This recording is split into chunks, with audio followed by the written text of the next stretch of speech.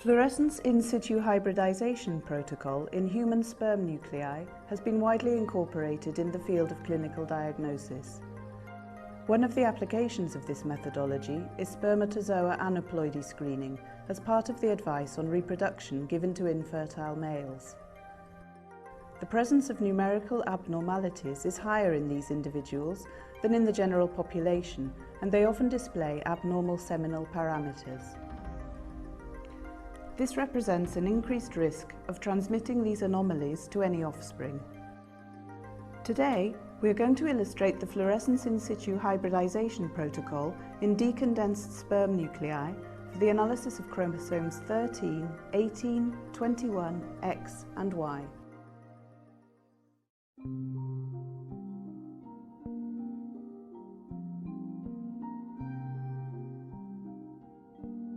Once the sample has been collected, it should be left at room temperature for 20 minutes until liquefaction occurs.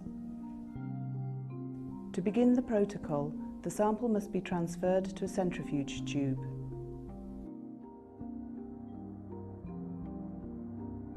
The solutions we are going to use in the first part of the experiment are hypotonic, preheated at 37 degrees C, and methanol acetic acid in the proportion of 3:1. These must be freshly prepared. Then the sample is ready to centrifuge at 1000 Gs for 5 minutes.